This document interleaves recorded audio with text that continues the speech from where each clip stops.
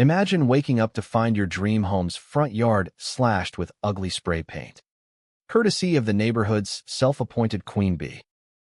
That's exactly what happened to Emily Hargrove in the sun-dappled suburbs of Evergreen Estates, where manicured lawns hide a viper's nest of petty tyrants. But Emily?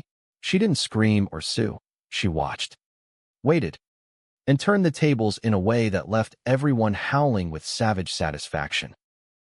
Emily had moved into the quiet cul-de-sac 6 months ago, inheriting her late father's modest ranch-style house.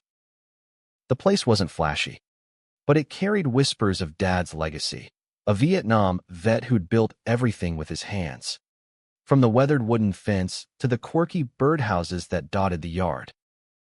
Evergreen's HOA rules were a bible of absurdities: no unsightly decorations over 6 inches, grass trimmed to exactly 2.5 inches, and God forbid a garden gnome peeked out.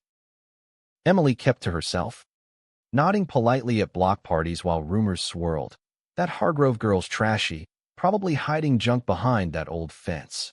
She smiled through it, but her eyes noted every snide glance from the HOA board, led by Beatrice B. Wilkins, a plump powerhouse in pastel tracksuits who ruled with an iron clipboard and a saccharine smile. It started innocently enough. One crisp Saturday, Emily was repainting her mailbox in a soft blue, Dad's favorite color, when Bea waddled up, her double chin quivering with feigned concern. "Oh, honey," Bea cooed, her voice like syrup over gravel. "That shade? It's not on the approved palette. We maintain standards here for property values. You know. Wouldn't want your rustic touches dragging us down." Behind her, a gaggle of Karens in training, skinny Margot with her yappy dog and buff Chad from down the street, snickered. Phones out. Filming for the neighborhood Facebook group.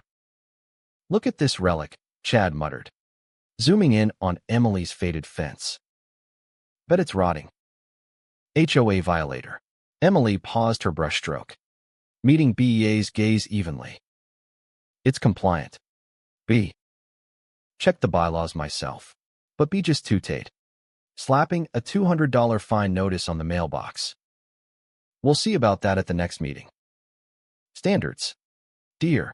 The whispers escalated into a full-blown smear campaign. Anonymous posts popped up. "Hargrove's yard is a hazard, probably breeding rats." Emily's inbox filled with veiled threats. And one night, she spotted shadows near her fence, hearing the hiss of spray paint. The next morning, her birdhouses were defaced with "violator" in neon orange. She could have called the cops.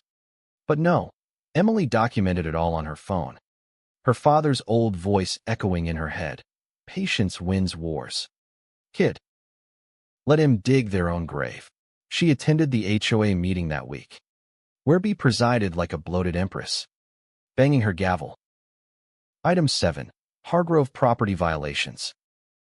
"Emily, your fence is non-compliant, over the height limit by ½ an inch. Demolition required." The room murmured approval. Chad leaned in. "Yeah. And those birdhouses? Tacky as hell." Emily stood, calm as a sniper. "Fine. But let's measure it right now. Publicly. If I'm wrong, I'll tear it down myself. If you're wrong, well, maybe we audit your measurements." Bea scoffed, her cheeks flushing purple. Audacious, but sure. "Let's settle this." They marched to Emily's yard, the whole nosy mob in tow, phones rolling live. Bea pulled out her fancy laser measurer, club provided. She bragged and aimed it at the fence. "See? 48.5 inches. Limits 48. Gasps rippled. But Emily smiled faintly, producing Dad's ancient tape measure from her pocket. "Try this one." Bea rolled her eyes but humored her, yanking the tape. 48 inches exactly. "What? Must be user error." She fumbled with her laser again, but Emily stepped forward. "Or device error. Let me see that thing." In the scuffle, Emily accidentally hit the settings, revealing it was calibrated off by 0.5 inches. Preset to BEA's personal baseline for fines. Whispers turned to shouts. Chad's phone captured it all. BEA's tech guy had tweaked it on her orders. Emails leaked in real time by an anonymous tip, Emily's quiet ally on the board. Chaos erupted. B sputtered. This is sabotage. I demand a revote. But the crowd turned. Phones now aimed at her. You've been fining us for years with that rigged gadget, Margot yelled. The board chair, a grizzled vet himself, stepped in. B. You're done. Expulsion vote now. Her empire crumbled, fines refunded. Lawsuits brewing. Her own yard exposed as the real violator with hidden junk piles.